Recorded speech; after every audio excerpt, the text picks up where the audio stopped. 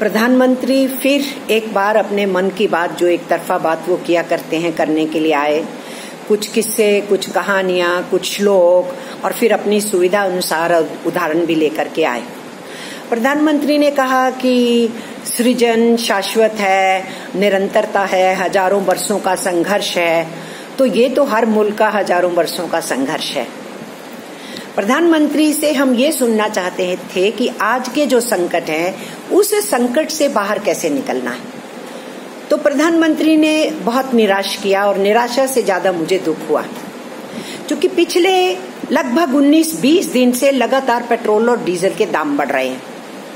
लोगों के ऊपर महंगाई का बोझ बढ़ रहा है और सरकार पैसे कमाने में लगी हुई है, क्योंकि दुनिया में क्रूड ऑयल का प्राइस लगातार गिर रहा है और हमारे देश के अंदर पेट्रोल डीजल का दाम लगातार बढ़ रहा है।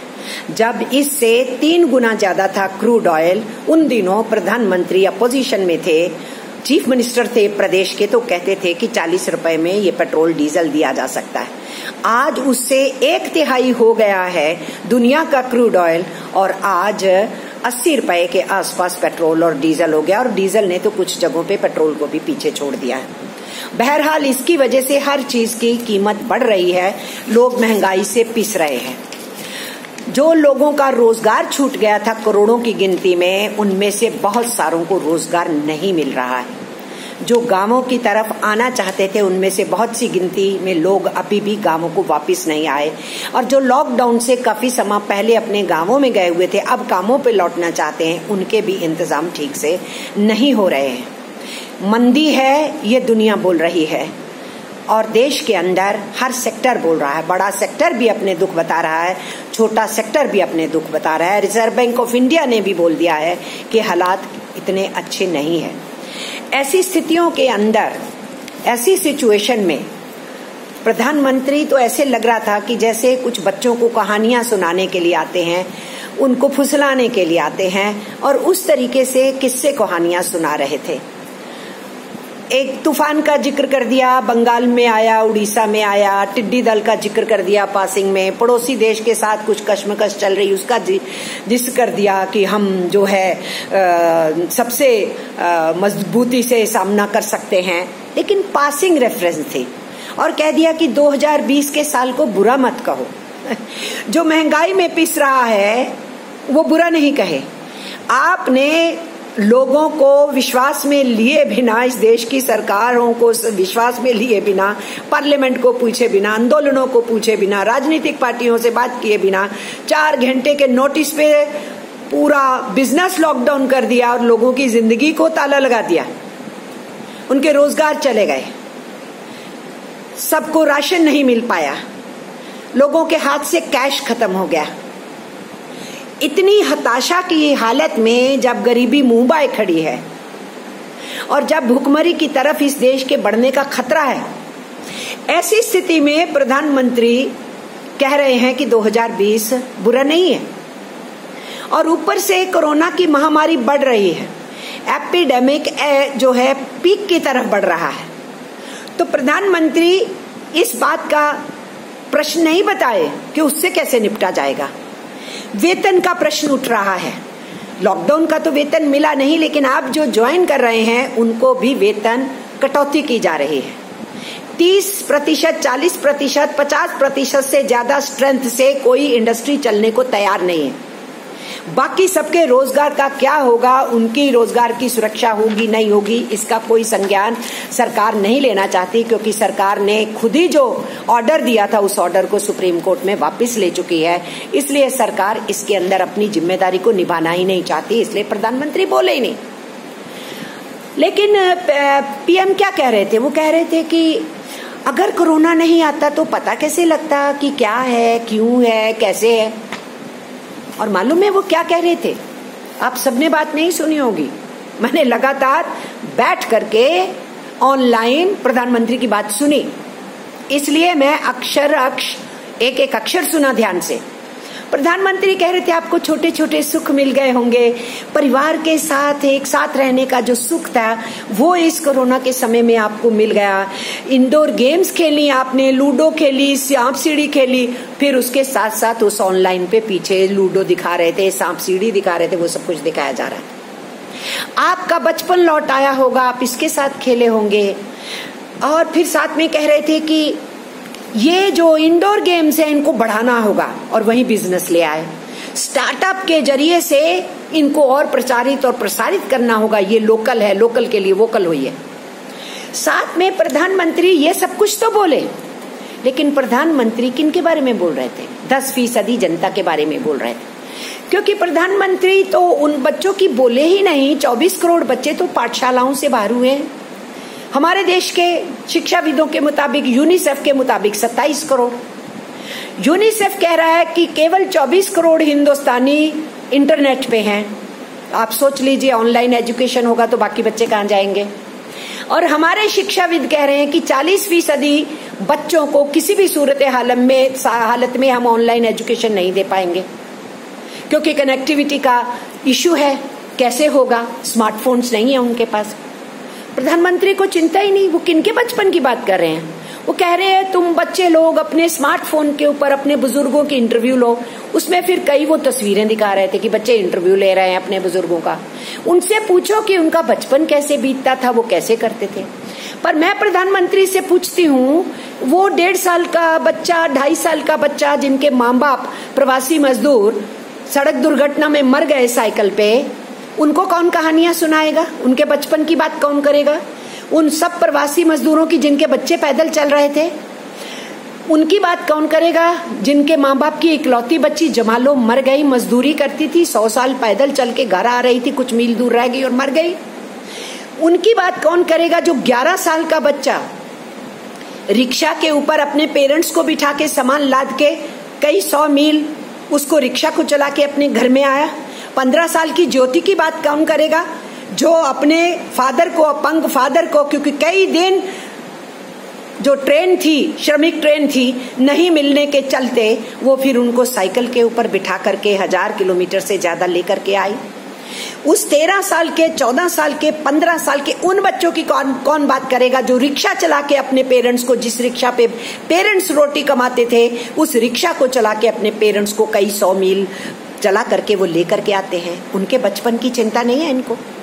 तो हमारे देश के अंदर जब हमारे शिक्षाविद बता रहे हैं कि हमारे बच्चों की शिक्षा दूर हो जाएगी, तो प्रधानमंत्री के चिंतन में तो कुछ है ही नहीं है कि इन सब चीजों को नॉर्मैलिटी की तरफ कैसे बढ़ाना है ताकि कोई भी बच्चा शिक्षा से छूट नहीं जाए। ड्रॉप रेट जो है, जिसपे कंट्रोल किया गया था इस देश में, वो फिर से ड्रॉप रेट बढ़ नहीं जाए, इसका कोई संज्ञान नहीं है। इसलिए वो कह रहे थे कि बच्चों तुम ना इंटरव्यू लाओ बुजुर्गों के। तो ये बच्चे किनका इंटरव्यू लेंगे जो आज हताशा में है, परेशानी में है? हमारे जूडो के प्लेयर बच्चे स्कूल के 16 साल और 17 साल का, वो शिवनंदन और अभिनंदन, जिस पब्लिक स्कूल में वो पढ़ते थे उसके बाहर आज वो फल बेच रहे हैं।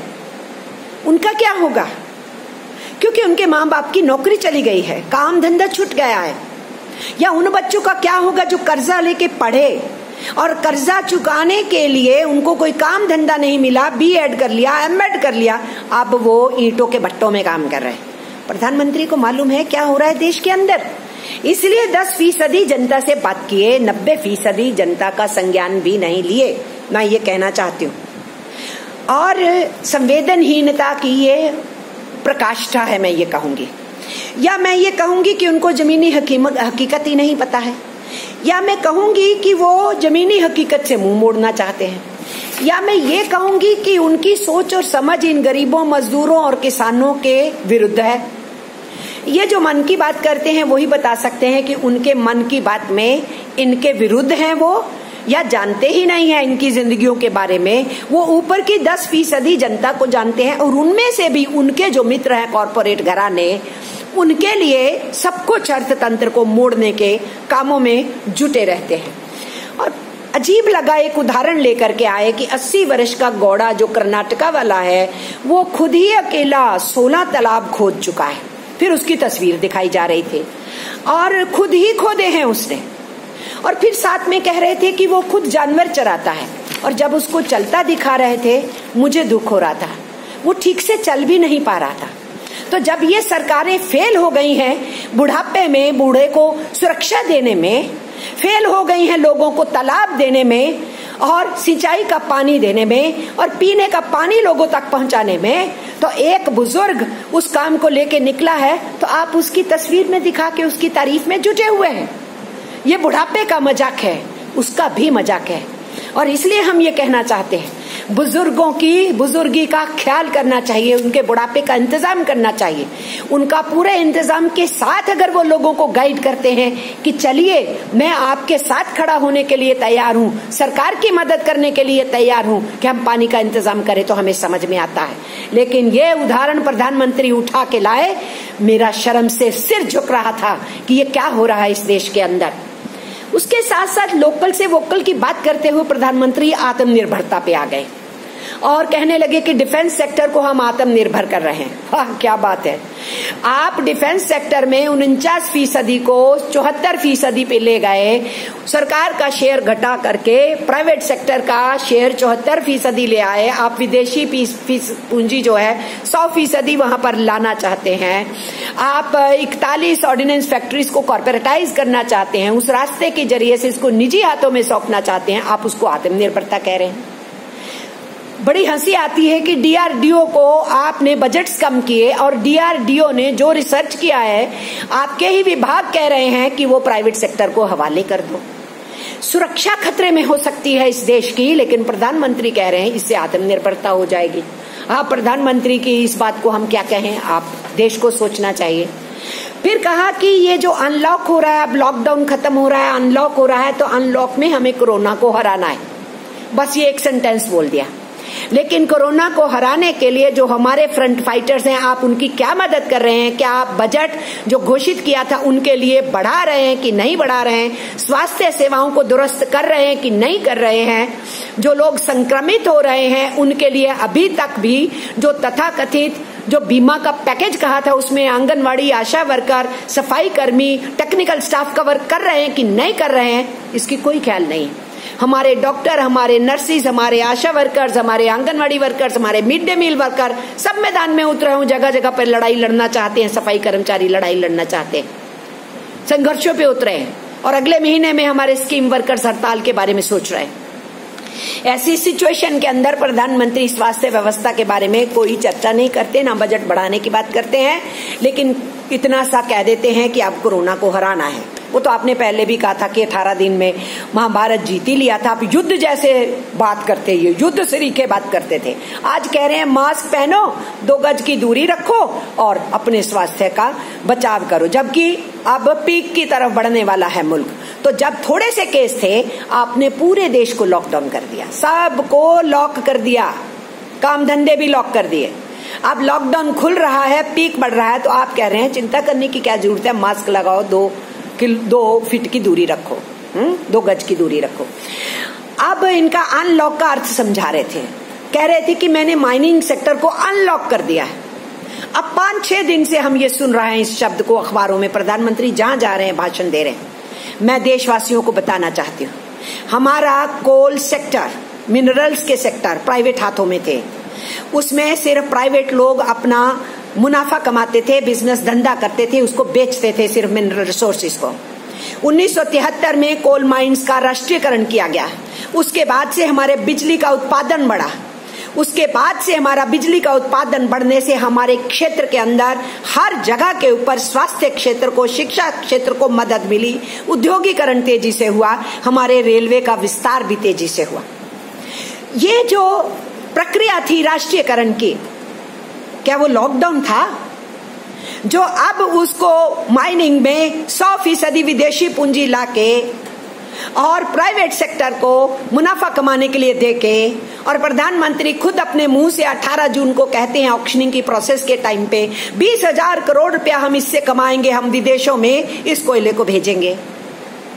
तो अब आप देश का प्राकृतिक साधनों को बेच के उससे पैसा कमाएंगे और आप प्राइवेट सेक्टर को ये सेक्टर दे के बिजनेस कमाने को कहेंगे, और आप कह रहे हैं ये आत्मनिर्भरता। ये आपकी सोच हो सकती है, ये हमारी सोच नहीं है। जिस सेक्टर ने इस देश को इस कठिनाई और डिफिकल्टी के टाइम के अंदर खड़े होकर के मदद की, आप उसी सेक्टर के ऊपर कुठाराघात कर रहे हैं, उसको आत्मनिर्भरता कह रहे हैं। तो ये आपकी सोच हो सकती है, ये हम लोगों की सोच नहीं है।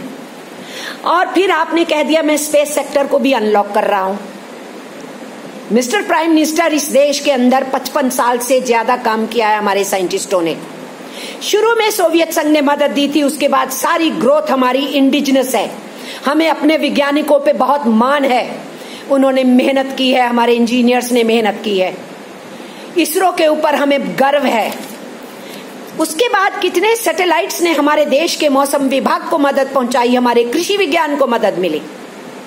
हमारे इस सेक्टर की ग्रोथ से सरकारी क्षेत्र के अंदर होते हुए भी बहुत से लोगों को, प्राइवेट सेक्टर को भी इसमें से हमने मदद दी। लेकिन आप तो प्राइवेट सेक्टर को सीधे इसमें घुसने का न्योता दिए हैं, आप उसके ठेके दे रहे हैं। प्राइवेट सेक्टर को अपने गवर्नमेंट इस सेक्टर से सुविधाएं देना एक अलग चीज होती है, प्राइवेट सेक्टर के हाथों में ही बहुत सी चीजों को सौंप देना अलग बात होती है। इसके ऊपर बहुत बड़ी बहस हो सकती है कि ये देश की सुरक्षा का प्रश्न भी हो सकता है। देश की ग्रोथ के अंदर भी विदेशी कंपनियों का वर्चस्व हो जाना, ये एक नुकसान हो सकता है भविष्य में। ये एक बहस का मुद्दा है मिस्टर प्राइम मिनिस्टर, हम आपसे सहमत नहीं है। हम ये भी समझ रहे हैं कि आप ये कह रहे हैं कि हमने कृषि के क्षेत्र को भी अनलॉक कर दिया। आप जो एपीएमसी में चेंज किए हैं, जो प्राइवेट मंडियों की बात कर रहे हैं, आपने जो रास्ता अपनाया है, उस रास्ते से हमारा छोटा किसान, मंझला किसान जो 85% से ज्यादा पड़ता है, वो बर्बाद हो जाएगा। आपकी उसको कोई चिंता नहीं है। और मैं ये बोल रही थी कि आप केवल और केवल इसमें से भी सिर्फ एक्सपोर्ट का रास्ता ढूंढ रहे हो, बड़े किसान को मदद पहुंचाओगे और सरकार इसमें से कमाई करेगी, चाहे लोगों को पूरा अनाज खाने को मिले या नहीं। अब वो सच सामने आ गया। आप पिछले कुछ दिनों के अंदर जहां जहां भाषण दे रहे हैं, उन भाषणों में हमने कल पढ़ा अखबार में कि आप तो सीधे ताल ठोक रहे हैं कि हम 20,000 करोड़ रुपया कमाएंगे कोयले का जो है बाहर बेचने पे, और आप अनाज की जो विदेश के अंदर भेज करके कमाने का सिलसिला है, उसमें आपकी एक्सपोर्ट 2 गुना हो जाएगी। आप अनाज की एक्सपोर्ट का रास्ता ढूंढ रहे हो, जबकि एक ग्राउंड रियलिटी है। सब रिसर्चेस ने ये बता दिया, सब सर्वेज ने बता दिया कि जिनके पास कार्ड थे बीपीएल, एपीएल, उन सबको राशन नहीं मिल पाया था, और जो इससे बाहर हैं उन्हीं हालात में हैं, गरीबी की में, उनको राशन नहीं मिला और आप सर्वव्यापी राशन करने को तैयार नहीं हुए। आप अभी भी लोगों को कैश देने के लिए तैयार नहीं हुए। जनधन की बात नहीं मैं कर रही हूं, हम लोगों ने मांग की थी, आप तैयार नहीं हुए। हम ये कह रहे हैं कि भूखमरी की तरफ ये देश बढ़ सकता है। और मैं फिर याद दिलाना चाहती हूं देशवासियों को, 1890 से लेके 1897 के पीरियड के अंदर अंग्रेजों ने हमारे देश के अनाज को उससे पैसा कमाने के लिए विदेशों में बेचा था, और हिंदुस्तान में लाखों लोग मरे थे। बिहार में इलेक्शन आ रहे हैं ना, बड़ी बड़ी वर्चुअल मीटिंग करके आपके नेता लोग बोल रहे हैं बिहार के लोग भी लाखों में मरे थे। बिजनेस किया था अंग्रेजों ने 1940 में भी, बिजनेस के साथ साथ अनाज बम्पर हुआ था। उस अनाज को दूर दराज देशों के अंदर जो अंग्रेजी फौजें थी उन तक पहुंचाया गया था। हिंदुस्तान का अनाज हिंदुस्तानियों के मुंह को निवाला नहीं मिला, बाहर गया था, और यहाँ पर बंगाल में महामारी और अकाल पड़ गया था। आज हिंदुस्तान के अंदर भूखमरी की तरफ देश बढ़ सकता है। लोगों को अभी भी अनाज की आवश्यकता है, खान पान की आवश्यकता है, और सरकार कह रही है हम एक्सपोर्ट दुगना करेंगे। वाह रे प्रधानमंत्री, ये आपका आत्मनिर्भरता का रास्ता है। आप कह रहे हैं हम अनलॉक कर रहे हैं। ये अनलॉक का आपकी जो सोच और समझ है, ये संवेदनहीनता की सोच है, ये आप ही तय कर सकते हैं। और इसलिए आपकी उस लॉकडाउन ने देश को पीट डाला, आप मानने को तैयार नहीं है। मजदूरों की पिटाइयां की गई, उनको नुकसान पहुंचाया गया, आपने इसको कानून व्यवस्था बना दिया, लॉ एंड ऑर्डर बना दिया, डिजास्टर मैनेजमेंट बताया, हेल्थ इमरजेंसी नहीं बताया और आप ये कह रहे हैं हेल्थ की बात है, मास्क पहनो, 2 गज की दूरी करो, ये बात आपने कई बार रिपीट की।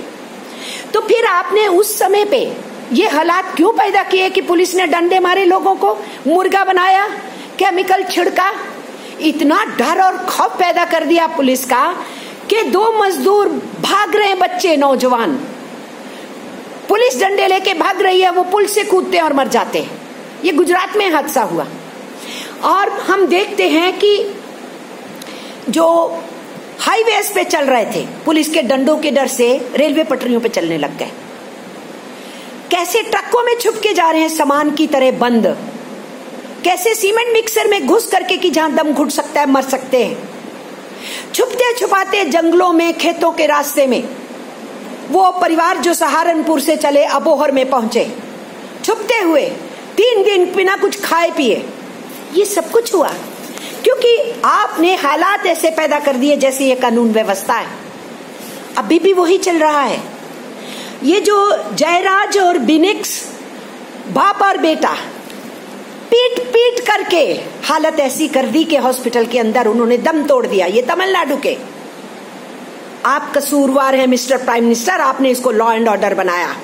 और आज इस लॉकडाउन के खुलने के टाइम पे हालात जब बिगड़ रहे हैं, ऐसी स्थिति के अंदर आप ये कह रहे हैं घबराने की जरूरत नहीं है। फिर अभी भी पुलिस का राज क्यों चल रहा है इस ढंग से?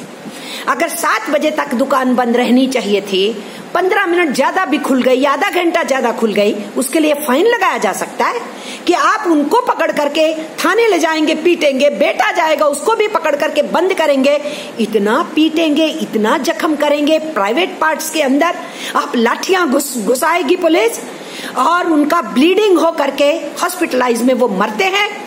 फिर कहते हैं जी कस्टडी में डेथ नहीं हुआ है, पुलिस कस्टडी में नहीं हुआ है, जुडिशियल कस्टडी में हुआ है। बेशर्मी की कोई हद होनी चाहिए। प्राइम मिनिस्टर, आपकी संवेदना कहाँ है?